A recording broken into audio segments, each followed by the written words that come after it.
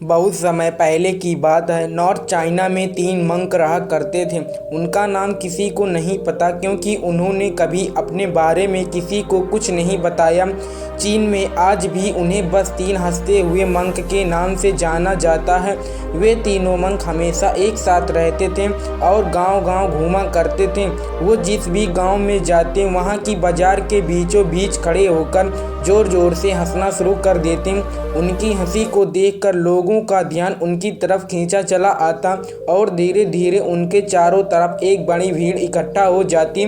वे इतनी एकाग्रता व संपूर्णता के साथ हंसते कि उनकी हंसी देखकर सारा गांव हंसने लग जाता और जब वो पूरा गांव हंसी के समंदर में डूब जाता तो वे दूसरे गांव चले जाते।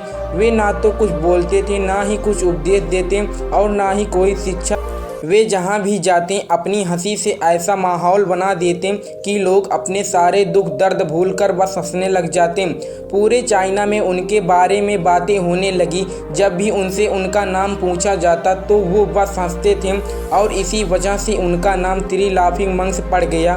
वो मंक इस तरह से हंसते थे जैसे कि उन्होंने इस संसार खुशी को या भगवान की मजाक को समझ लिया हो और उन्हें सिर्फ अपनी हंसी से पूरे चाइना में इतना आनंद फैलाया जितना आज से पहले कोई नहीं फैला पाया। पूरे चाइना में घूम घूम कर लोगों को हंसाते हुए समय के साथ वे तीनों बूढ़े हो गए और एक रात जब वे एक गांव में ठहरे हुए थे तो उन तीनों में से एक मंक की मौत हो गई। ये खबर सुनकर पूरा गांव दुखी हो गया। गांव वालों को लगा कि शायद आज के दिन वो 2 मंक जरूर रोएंगे और यही देखने के लिए हर कोई उनसे मिलने आया। जब सुबह हुई तो पूरा गांव इकट्ठा हुआ, लेकिन वे दोनों मंक तीसरे मंक की बॉडी के पास बैठकर जोर जोर से हंस रहे थे। ऐसी हंसी जैसी उन्होंने आज से पहले कभी ना हंसी हो। गांव के कुछ लोगों ने उन्हें समझाने की कोशिश की कि यह आपका साथी था और इसकी मृत्यु पर आपको हंसना नहीं चाहिए। तब उस दिन पहली बार उन्होंने लोगों से बात की और कहा, हम हंस रहे हैं क्योंकि यह आदमी जीत गया है। हम तीनों में शर्त लगी थी कि जो भी पहले मरेगा बाकी के 2 उस पर जोर जोर से हंसेंगे और इस आदमी ने आज हमें हरा दिया। हम अपनी हार और इसकी जीत पर हंस रहे हैं। इसे अंतिम विदाई देने का इससे बेहतर तरीका और क्या हो सकता है। ऐसा कहकर उन्होंने तीसरे मंक को चिता पर लेटा दिया।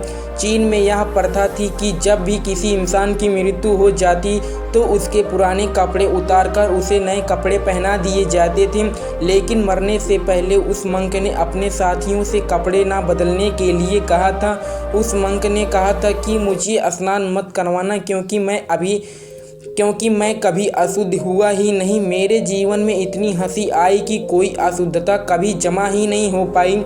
जब उस तीसरे मंक के शरीर में आग लगाई गई तो आसमान में जोर जोर से पटाखे फूटने लगे। उस मंक ने अपने कपड़े के अंदर ढेर से पटाखे छुपा कर रखे थे। ऐसा नज़ारा देखकर पूरा गांव जोर जोर से हंसने लगा और मरने के बाद भी वो मंक लोगों को चेहरे पर एक मुस्कान देकर गया।